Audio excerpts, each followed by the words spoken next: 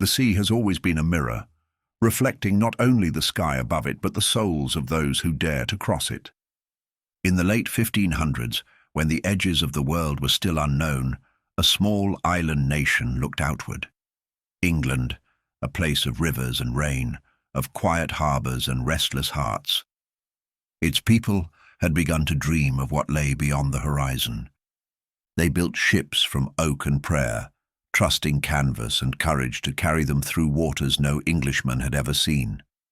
They sailed north into ice, south into heat, west toward mystery, east toward light. They mapped the world with their fear and their faith. And watching over it all was a man named Richard Hakluyt, a scholar who gathered their voices, their letters, their journals into one great chronicle of exploration.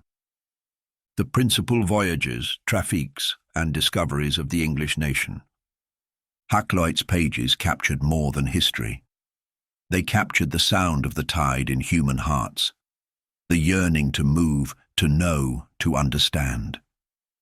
This is their story, not of war nor empire, but of water, of the rhythm of waves, of courage and wonder, of the sea that shaped a nation and the people who listened to its call. So close your eyes, let the sound of the wind fill your sails, and drift back to an age when the world was larger than maps, and every journey began with a single word whispered into the waves: sail. Before maps were certain, before the world had edges that men could name, the sea was mystery.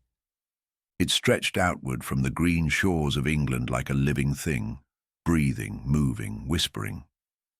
Fishermen had always known its moods, the calm mornings when the water shone like glass, the sudden storms that tore sails and took lives. But in the late 1400s, the sea began to change in the English imagination. It was no longer a boundary, it was a path. The winds carried rumours of new lands across the western horizon, of gold and spices, of empires unseen by European eyes. The Portuguese and the Spanish had already gone, their caravels carving white lines across the Atlantic. And in England, where the waves lapped against grey stone harbours, a quiet hunger began to grow. Among those who felt it most was a man named John Cabot. He was Italian by birth, English by opportunity, a dreamer who looked upon the sea and saw not fear, but direction. From the port of Bristol, he gathered a small crew, men who had fished their whole lives but had never dared to sail beyond the known. Their ship was the Matthew, tiny, fragile, and full of hope. In the spring of 1497 they set out, westward into the grey mist. The sea that greeted them was vast and cold. For days they saw nothing but sky and water, the horizon melting into haze. At night the stars seemed close enough to touch, yet offered no certainty of where they were. The men spoke softly to one another, their voices blending with the sound of waves against the hull. They had no map for what lay ahead, only faith and the strange pull of curiosity. When they finally saw land, it was quiet and green and strange. Tall pines stood against the morning light. The air smelled of salt and resin. Cabot stepped ashore, holding the flag of England, and claimed it in the name of King Henry VII. He believed he had reached the far edges of Asia, though in truth it was Newfoundland, the threshold of a continent still unknown to his people. He did not linger. The winds turned cold, and the sea began to shift beneath his ship, a sign it was time to return. When he sailed back into Bristol that summer, his men were hollow-eyed but alive. They carried no gold, no silks, no spices, only the certainty that there was land beyond the ocean, real, solid, waiting. The dream of the open sea had become a promise. Word spread through England like a tide. The ocean that had once seemed endless and cruel now shimmered with possibility. Priests preached of divine purpose, merchants spoke of trade and profit, poets wrote of glory. And somewhere, quietly, Scholars like Richard Hakluyt began to collect their stories, the journals, the letters, the whispered tales of sailors who had seen the unknown. Hakluyt would one day gather them all into a single work, the Principal Navigations, Voyages and Discoveries of the English nation. A monument not of stone, but of voices, a record of courage, ambition, and wonder. But for now, in this beginning, there was only the sea, endless, breathing, beautiful. The men who stood upon the docks looked westward, their faces lit by the fading sun. The ships rocked gently in the harbour. The air smelled of salt and oak and fire. And as night fell, the tide rolled in, carrying dreams of open water, of new worlds waiting beyond the horizon. By the middle of the 16th century, England had begun to change. The small island that once looked inward now turned its gaze toward the horizon. The monasteries were gone, the world was shifting, and under Queen Elizabeth I, a new rhythm began to rise. The rhythm of wind in canvas, of hammers striking oak, of shipwrights singing to the tide. The age of exploration had truly arrived. The great empires of Spain and Portugal had already staked their claims across the globe, their galleons heavy with gold and spice. But England, though late to the race, carried something different, a quiet, restless determination. Its merchants dreamed of silk and silver, its sailors dreamed of adventure, and its queen, wise and proud, dreamed of a nation carried by the wind. In the heart of London, by the river's bend, the Muscovy Company was founded, the first of England's great trading ventures. Their goal was simple yet daring, to find a northern route to the riches of Asia. They built stout ships and sent them north, into icy waters few had dared to cross. The men who sailed them were merchants, not warriors. Yet they carried with them a courage that rivaled any soldier's. Their names, Hugh Willoughby, Richard Chancellor, are written quietly in the pages of Hakluyt's great work. Willoughby vanished into the Arctic silence, his ships frozen fast in the ice, his crew never seen again.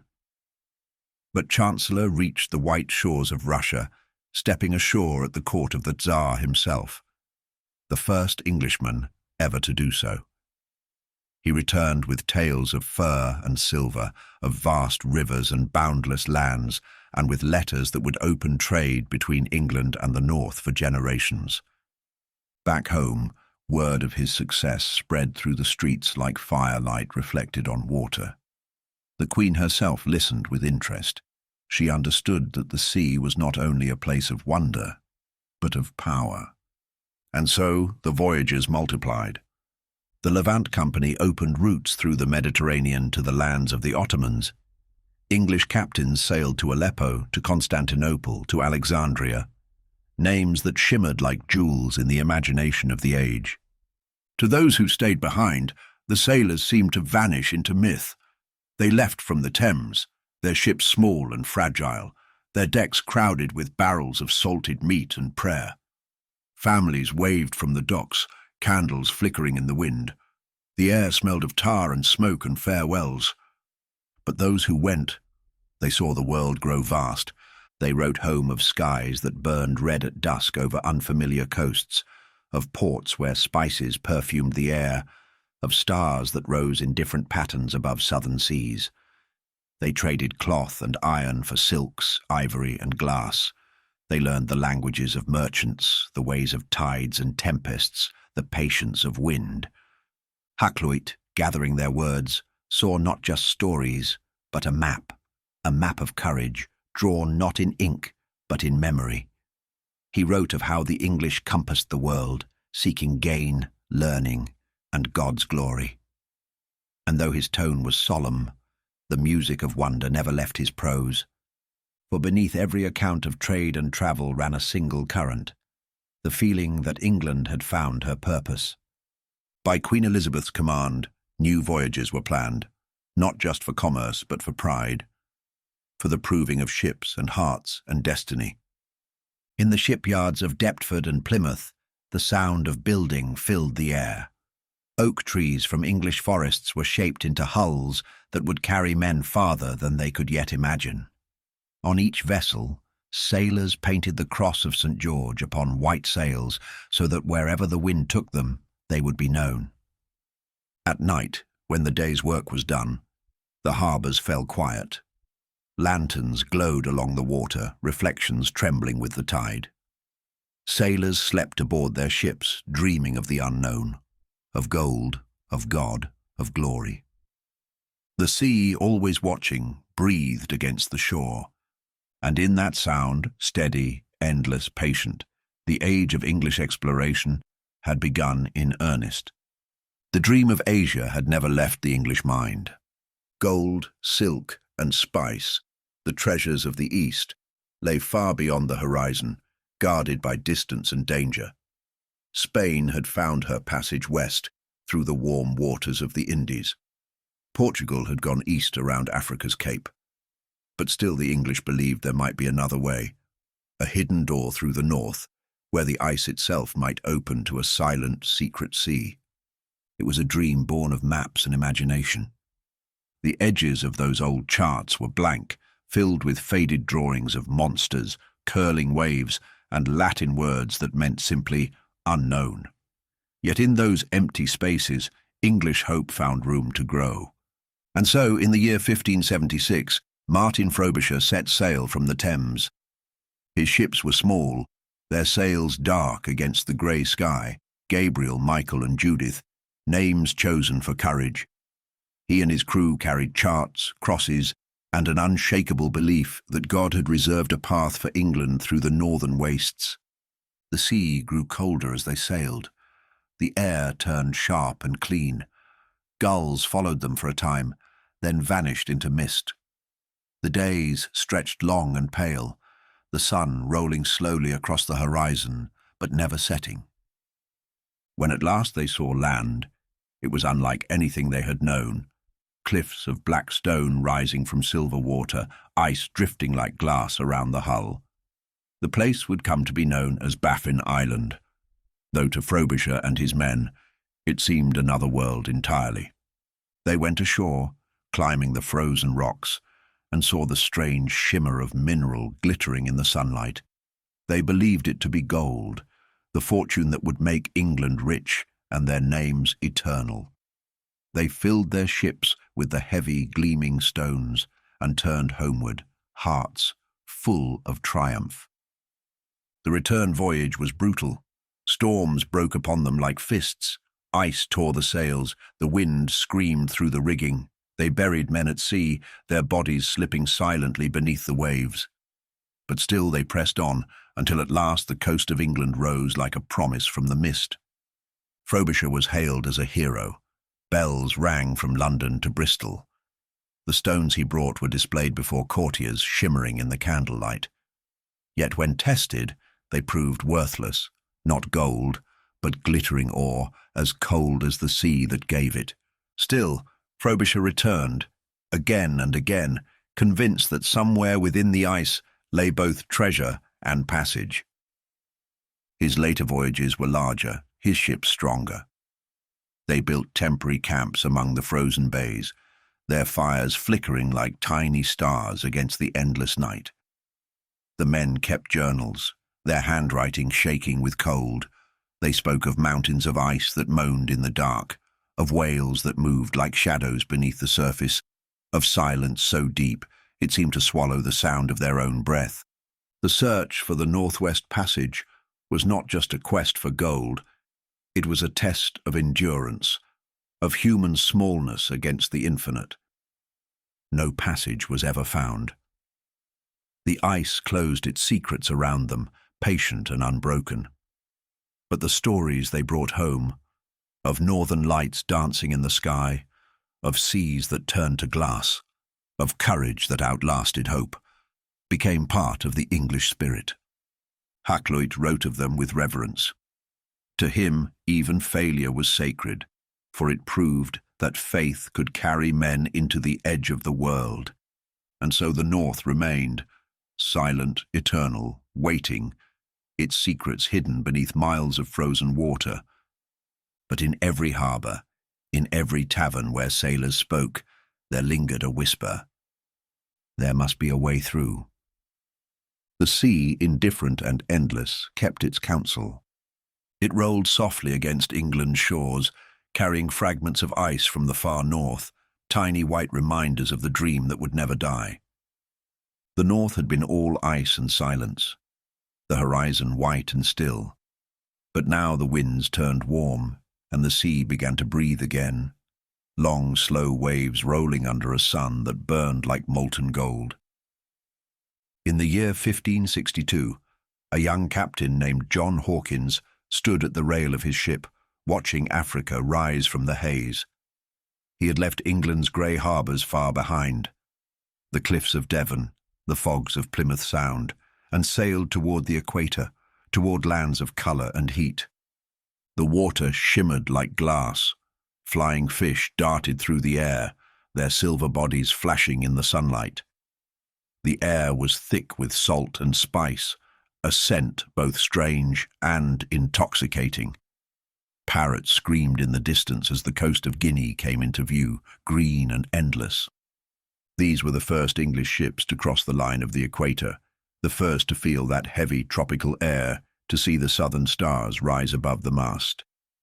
But not all discoveries are pure. Hawkins came to these waters not for trade alone, but for something darker. He would become the first Englishman to engage in the slave trade, taking captive men and women from the coast of Africa and selling them across the Atlantic to the Spanish colonies. Hakluyt, in his careful language, recorded these voyages without judgment, as facts of history. But the silence between his words speaks loudly, the kind of silence the sea itself keeps when it witnesses too much. The ships crossed the Atlantic heavy with sorrow. The winds that had once carried dreams of glory now carried cries and chains. And yet the sailors who manned those decks also saw beauty they could not name, phosphorescent waves glowing blue at night, skies alive with unfamiliar constellations, shores lined with forests so thick they seemed to hum. They wrote in their journals of tropical rains, sudden and warm, falling like sheets of silver. They spoke of birds with feathers the colour of flame, of coral reefs that gleamed beneath clear water, of nights so still that the sea seemed to hold its breath. To them it was another world, wild, perilous, magnificent. To those they enslaved it was horror beyond measure. History is full of such contrasts, and the sea, impartial as ever, carried both stories. When Hawkins returned to England, his voyage was celebrated. The Queen herself greeted him with favour, and his ship, Jesus of Lubeck, was praised for her courage. Yet beneath the triumph, something heavy lingered, a shadow cast upon the bright age of discovery. Still, the sea called others southward. Sailors like Francis Drake, who first served under Hawkins, learned the art of navigation in those same waters. They studied the stars, the currents, the trade winds that moved like breath across the equator. For them, the ocean was a teacher, vast, merciless, and wise. They learned when to trust the sky, when to listen to the wind, when to follow silence instead of fear. And so, even as England's sailors carried the weight of sin, they also carried new understanding of the world's immensity, its beauty, and its danger. The equator became more than a line on a map. It was a threshold, dividing the familiar from the unknown, the temperate from the eternal heat, the old world from the new. Hakluyt would later write of these voyages with care, never excusing, never condemning, but preserving. He seemed to know that to forget the past is to lose the truth of the sea itself, where every wave carries both light and shadow. When those ships returned at last to the harbours of Plymouth and London, they were weathered and weary. Their sails were torn, their decks stained with salt and sun. The men who stepped ashore were changed, eyes hollow, skin darkened, their dreams both fulfilled and haunted. As they told their tales in taverns by candlelight, listeners leaned close. hearing not just adventure, but the murmur of distant waves, the sigh of the equatorial wind, the quiet warning of the deep. For every voyage of glory, the sea demands remembrance. And as England looked once more to the horizon, preparing for new voyages and new worlds, the ocean, vast and ancient, kept its patient rhythm. It did not judge, it only remembered. By the late 1570s, England's dreams had grown vast. The ice of the north, the heat of the equator, all had been tasted, tested, and survived. Yet still the sea whispered of greater things, of lands unseen, of oceans unmeasured, of a voyage that would carry one man farther than any English sailor had ever gone. His name was Francis Drake. He had been a privateer, a merchant, a fighter, and a thief, but above all, a navigator. To him, the sea was not a barrier, but a home. His ship was his church, his crew, his congregation, his compass, his scripture. In December of 1577, under a sky washed pale with winter light, Drake set sail from Plymouth with 5 ships and fewer than 200 men. Their mission, spoken softly but known by all, was to strike at Spain's vast empire across the ocean and, if fate allowed, to circle the globe.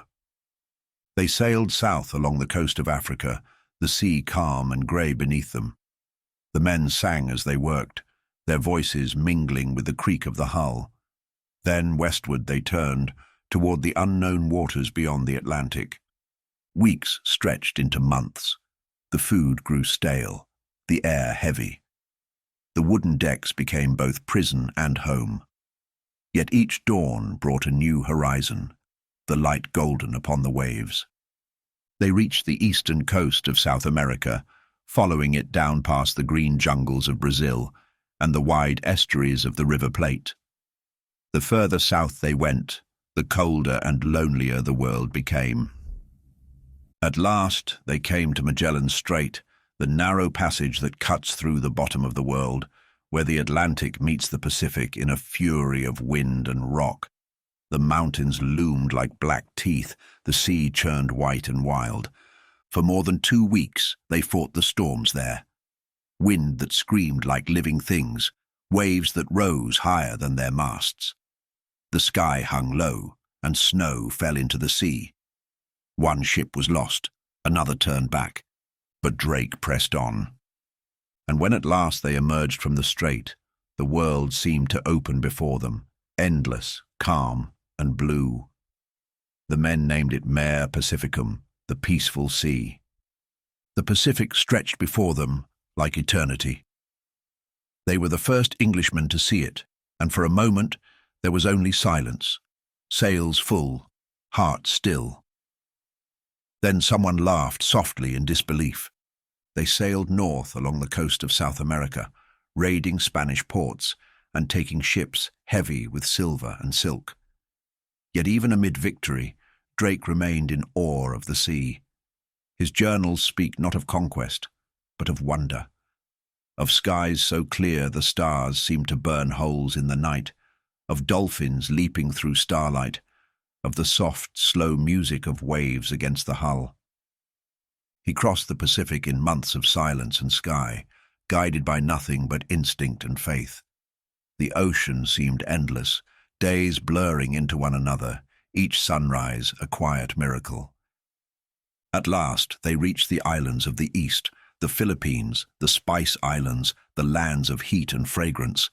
They traded, repaired their ships, filled their holds with riches, and then, turning west, Drake continued through the Indian Ocean, around the Cape of Good Hope, across the familiar Atlantic, and home again. 3 years after leaving Plymouth, he returned. His ship, the Golden Hind, glided into harbour in the spring light, her sails torn but proud. The people gathered along the shore in silence. They had heard rumours that the captain was dead, that the sea had swallowed him whole. But now they saw him standing at the prow, his face weathered, his eyes bright with something beyond pride, something like peace. Queen Elizabeth herself came to see the ship. Upon its deck, surrounded by the scent of salt and oak, She knighted Drake, the first Englishman to sail around the world. Hakluyt later wrote that Drake had compassed the earth with a single keel. But beneath the formality of those words lies something greater, a moment when the world, once vast and mysterious, became round, complete, and reachable. The circumnavigation of Drake was not only a triumph of navigation, it was a change of vision. The English no longer saw themselves as an island, but as a nation of oceans. When night fell and the harbour grew quiet, the sea whispered against the stones. The stars above Plymouth shone bright, the same stars that had watched Drake cross the Pacific. And in the dark, the sailors who had survived his voyage lay awake, listening to the sound of the tide. They had sailed beyond every horizon, and yet in the end, all seas led home.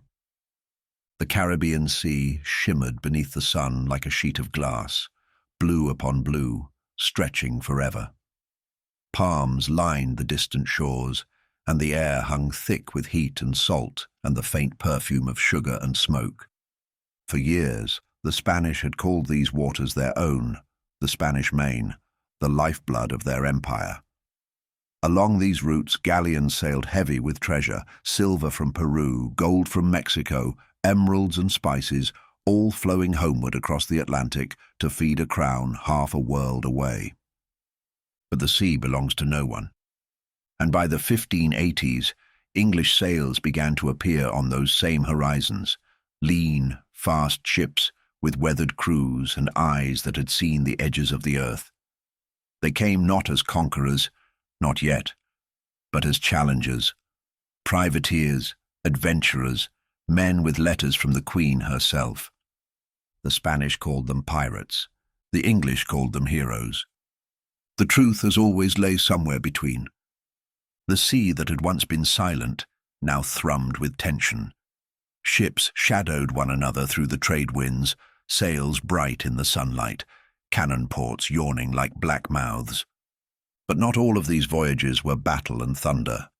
There were long stretches of stillness, days when the sea lay like molten glass, the men moving quietly beneath the blistering sun.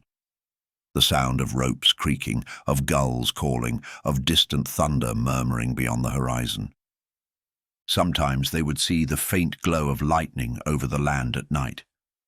The jungles of the Spanish Main, pulsing with storms. And in those moments, even the most hardened sailor felt the weight of where he was. On the edge of empire, between law and legend. The English captains were many. Drake, now famed and feared. John Hawkins, older, scarred, his name both honoured and cursed. Thomas Cavendish, young and daring, who dreamed of repeating Drake's voyage around the globe. They struck like ghosts, appearing from mist and shadow, taking treasure fleets in daring raids, burning enemy ships in their own harbours, then vanishing into the endless blue. Theirs was a war of patience, of waiting for the wind, for luck, for the sea itself to turn in their favour. Yet beneath the violence ran a strange poetry, the meeting of two worlds, two visions of destiny. Spain sailed with the weight of centuries behind her, empire, faith, and royal decree. England sailed with the hunger of the new, small ships, quick minds, hearts lit by freedom. In taverns back home, Hakluyt gathered their letters and journals. He recorded their tales not as piracy, but as pilgrimage, voyages undertaken for God, for country, and for the glory of discovery. But even he, writing by candlelight in his quiet chamber, must have sensed the edge beneath it all, the uneasy balance between faith and fortune, adventure and ambition. The Caribbean was beautiful, achingly so. The islands glowed under the sun, green and gold, their reefs white as bone beneath turquoise water.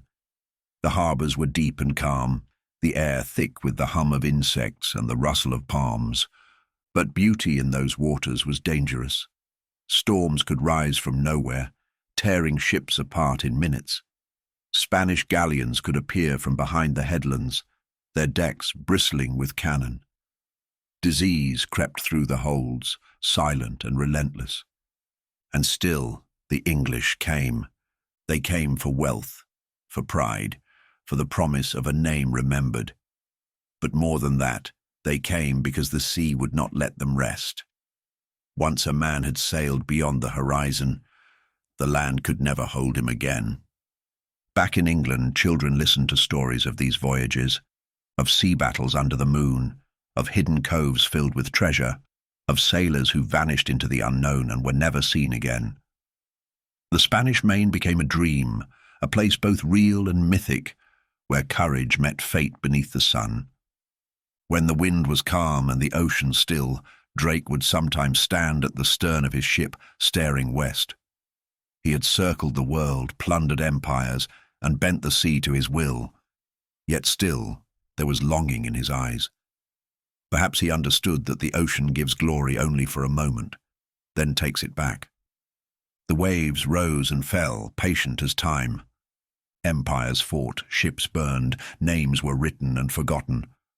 But the sea, endless, ancient and unbroken, remained. And as night fell over the Spanish Main, the wind shifted, the lanterns flickered on the water, and the great game of empire went on beneath the stars. The warmth of the tropics faded behind them, the green islands of the Spanish Main, the thunder of distant storms, the hum of insects, all gave way to silence once more. England, restless as the tide, turned its gaze north again.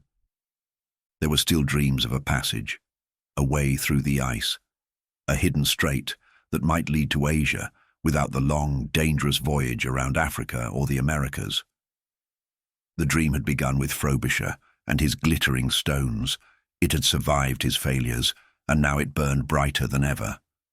The merchants and scholars of London spoke of it by firelight.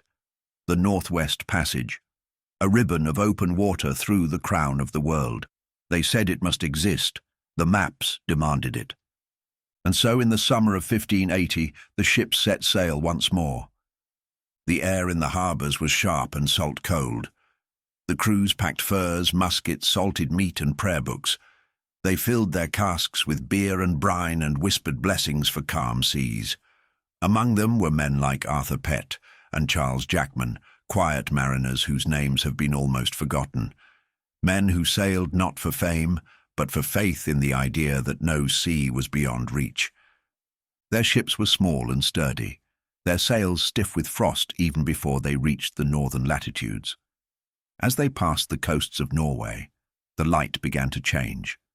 The sun hanging low in the sky, never setting fully, never rising completely.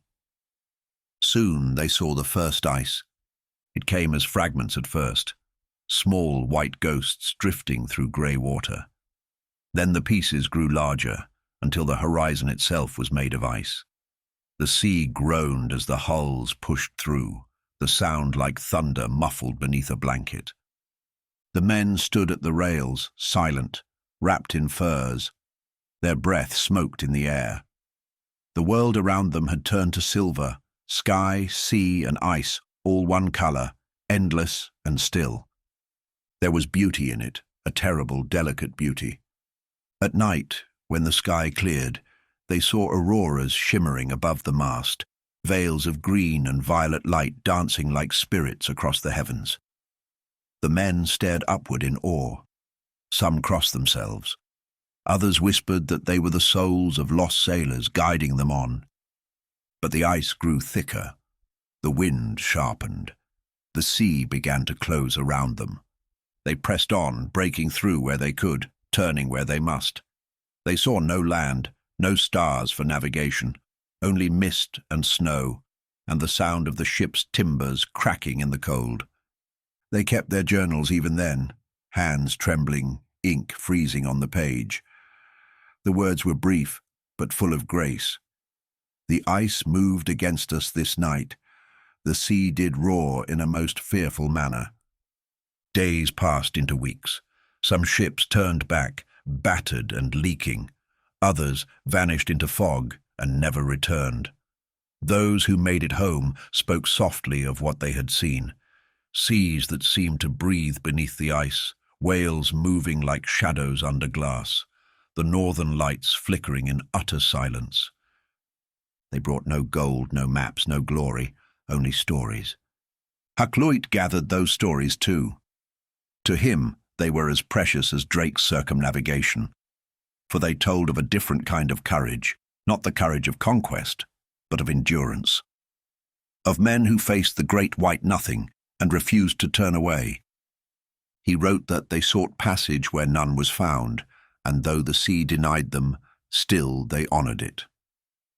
And so the dream of the North did not die. It drifted onward, generation to generation, as if frozen into the sea itself, waiting for others to come, centuries later, to follow the same ghostly path. For now, the ice closed again, the winds stilled. The ships returned to England, their decks rimed with frost, their sails stiff and silent.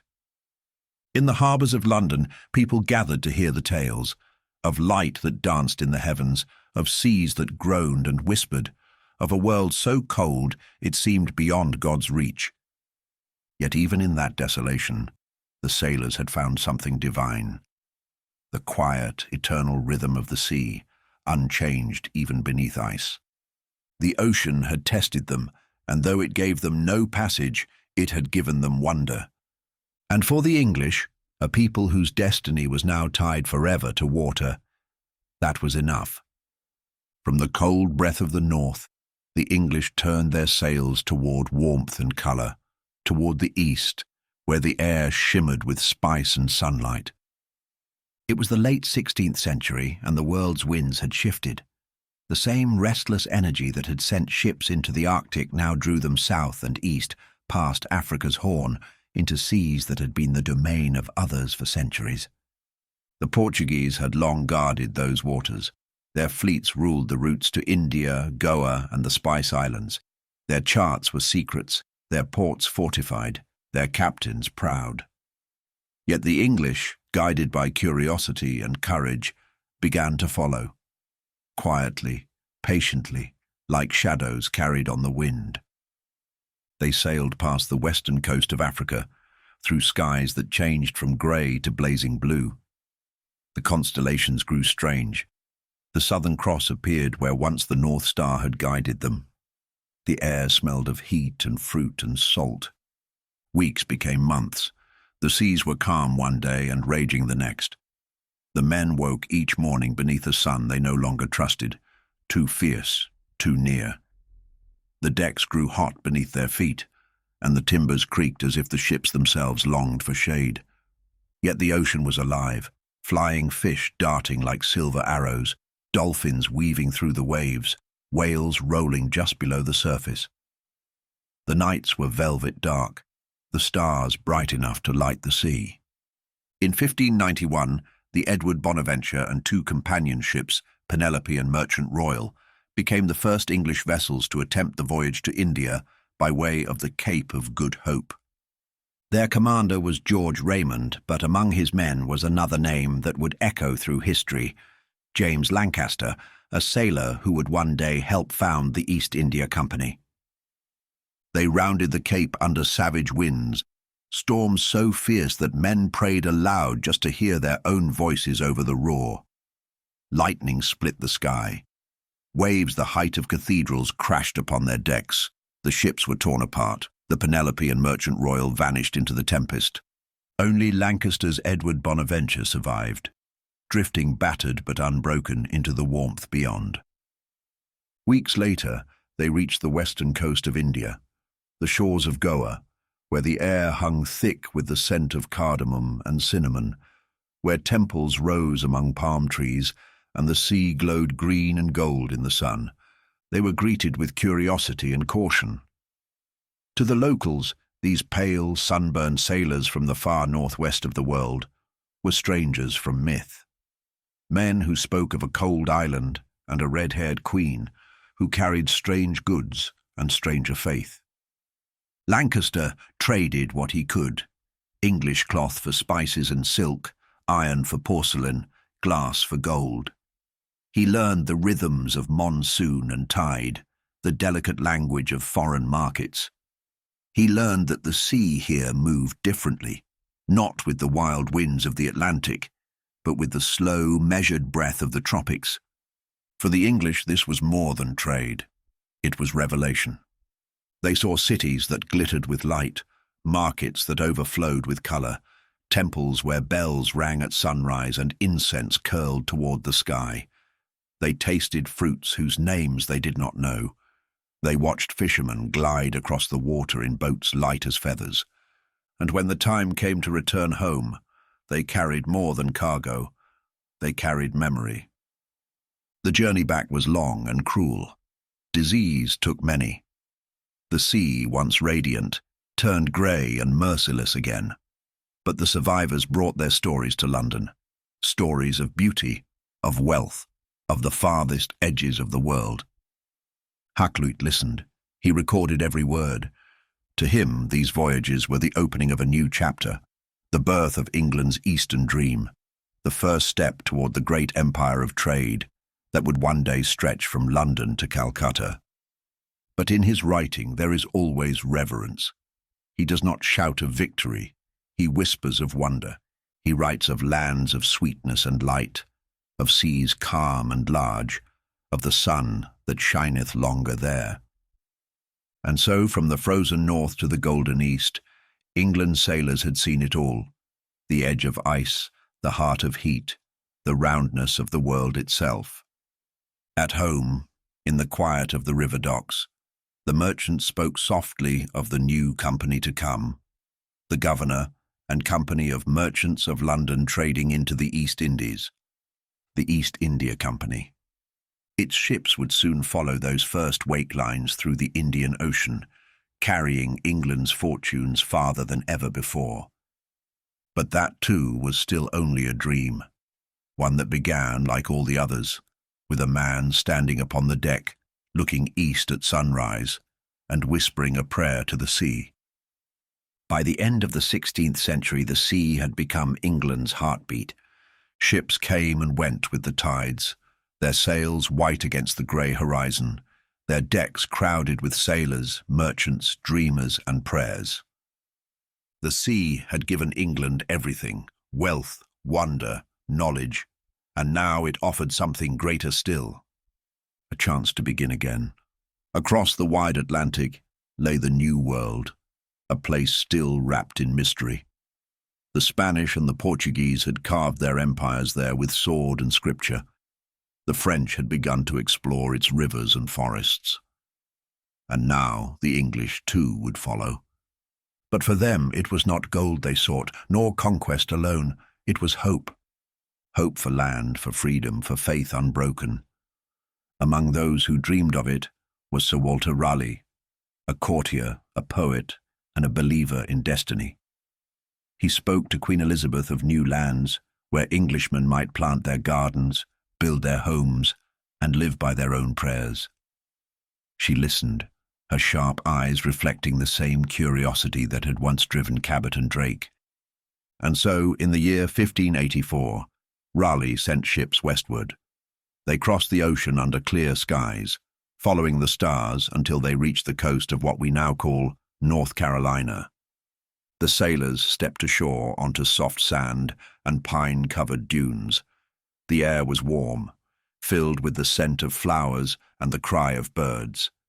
They met the native peoples of the land, the Algonquians, who welcomed them with kindness, their faces painted with earth and sunlight.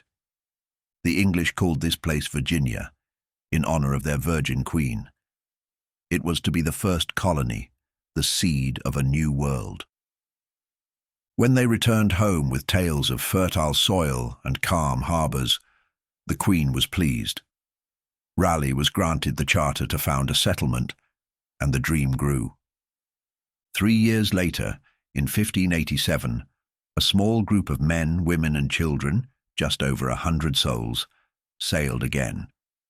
They carried tools, seeds, and a small wooden cross. They built houses along the shore of Roanoke Island, planted corn, and prayed for safety. But the ocean, which had carried them so far, could not protect them.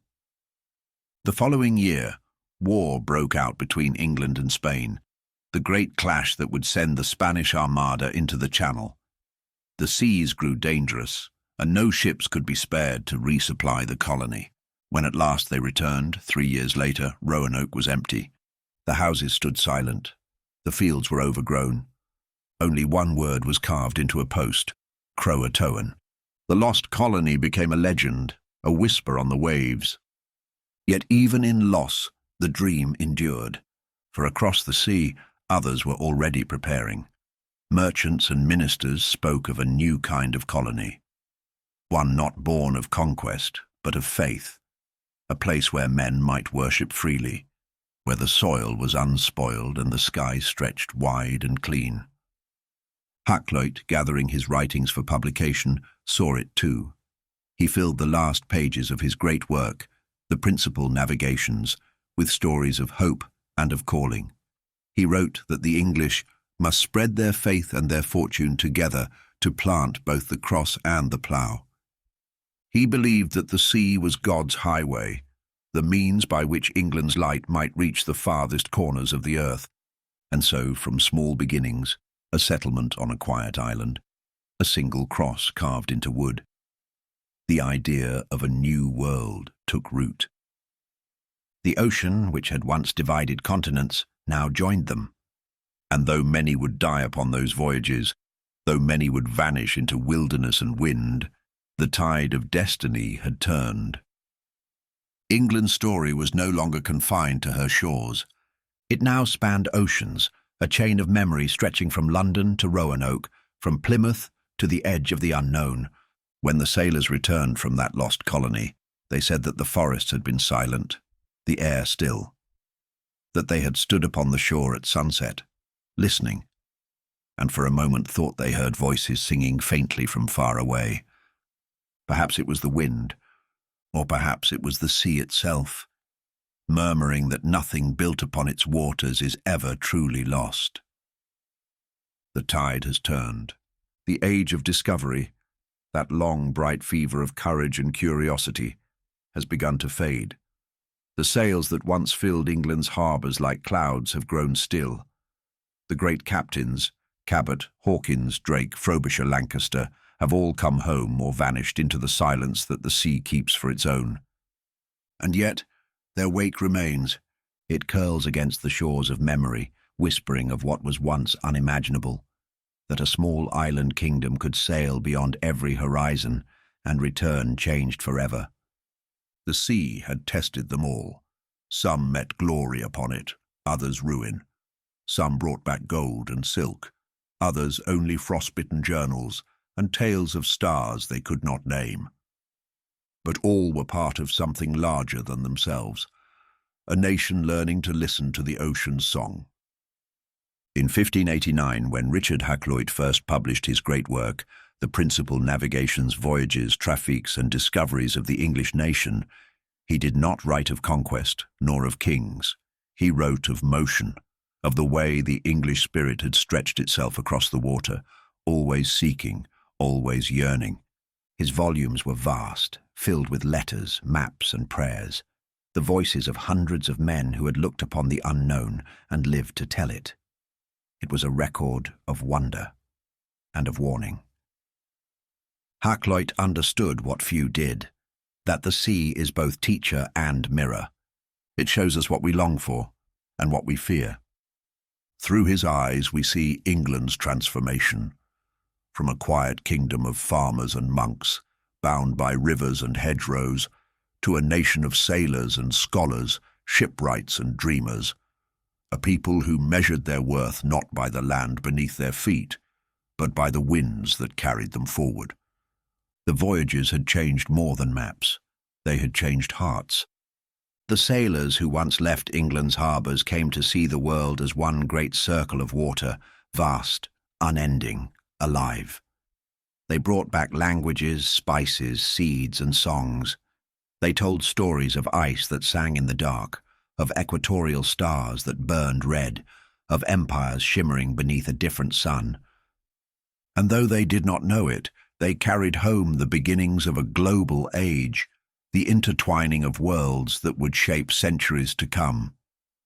In London, the river docks grew crowded with ships from far lands. Spices perfumed the air, and traders shouted beneath the cranes.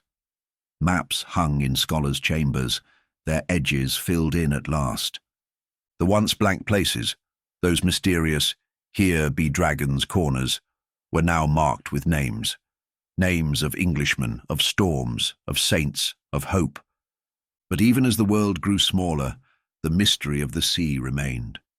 For no map could capture its voice, the deep, endless breathing of the tide, the pulse that had called to Cabot, to Drake, to Raleigh. The ocean, eternal and indifferent, had carried them all and swallowed many. Hakluyt's pages end, but the waves do not. The centuries that followed would see England rise to empire, her sails whitening every horizon. Yet here, at the quiet end of the 1500s, there is still something tender, something human, the beginning of a love affair between a people and the sea.